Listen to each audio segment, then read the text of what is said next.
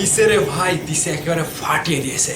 শাকিব খানের এই লুক দেখে বাকিদের যেন বিচি কান্দে উঠে গেল।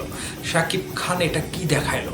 জাস্ট একটা লুকের রীতিমতো নেট দুনিয়ায় তোলপাড়া শুরু করে দিয়েছে। এমন একটা লুক যেখানে শাকিব খান মাথায় ক্যাপ পরে, চোখে সানগ্লাস পরে একটা লুক দিয়েছে। আর এই ক্যাপের মধ্যেই রয়েছে জাদু। শাকিব খানের এই লুকের পেছনে যে রহস্যময় একটা ব্যাপার, যে কাঁপাকাঁপি একটা ব্যাপার শুরু হয়ে গেছে। আগামী ঈদে শাকিব খানের প্রিন্স সিনেমার শুধু এটা তো একটা ঝলক ছিল। আচ্ছা, প্রিন্স সিনেমার লুক আসলে কি করবেন? এই একটি মাত্র সাধারণ লুকই যখন সোশ্যাল মিডিয়া কাঁপিয়ে দিচ্ছে, তখন প্রিন্সের ফার্স্ট লুক আসলে বাকিদের বিসিসে কান্দে উঠবে না, সেটা ভাই বলার বাইরে। রীতিমতো এই লুকটা এমন ভাবে দাপট শুরু করেছে যার কাছে কেউ আসতেই পারবে না। শাকিব খান এই লুকে হাজির হওয়ার পেছনে যে কারণটি আমরা জানতে পেরেছি, শাকিব খান শ্রীলঙ্কায় প্রিন্স সিনেমার শুটিংয়ে ছিল। শুটিংয়ে থাকা অবস্থায় তিনি যে বাংলাদেশে আসলো, কক্সবাজারে একটি ইভেন্টে অংশগ্রহণ করে তিনি আবারও আজকের রাতেই শ্রীলঙ্কার উদ্দেশ্যে উড়াল দেবে।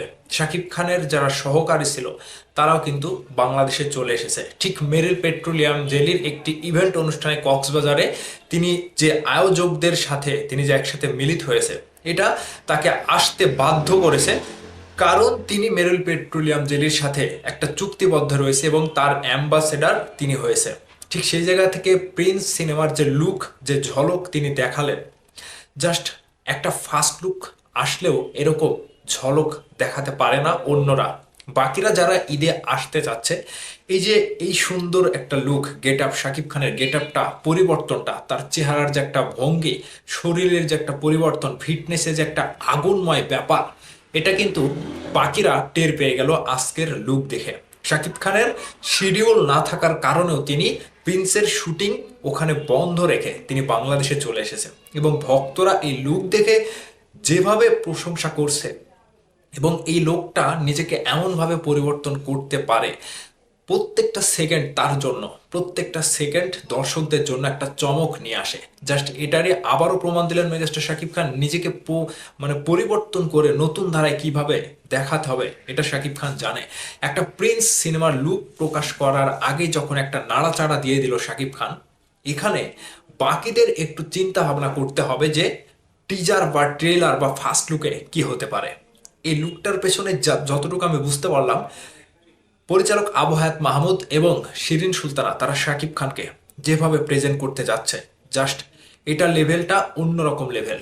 এই লেভেলে বাংলাদেশে যে কয়টি সিনেমা আগামী ঈদে আসবে উড়ে যাবে, জাস্ট উড়ে যাবে। আমি প্রথমে বলেছি যে বাকিদের বিচি কান্দে উঠবে, এটা কিন্তু আজকে, কালকে এবং দু একদিন পর থেকে যখন ফার্স্ট লুক আসার আগ মুহূর্তে যে একটা ঘনঘাটা পরিবেশ তৈরি হবে, তখন কিন্তু বুঝতে পারবেন যে শাকিব খান এই প্রিন্স সিনেমাতে কিভাবে নিজেকে হাজির করেছে।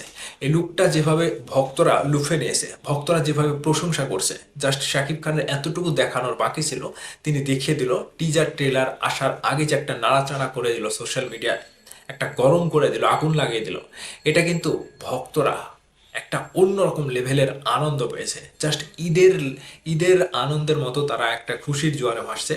শাকিব খান ভাই তার ফেসবুকে শেয়ার করেছে, এসকে ফিল্মস থেকে শেয়ার করেছে, জাস্ট তাকে নিয়ে যে এত ব্যস্ততম সময় পার করে।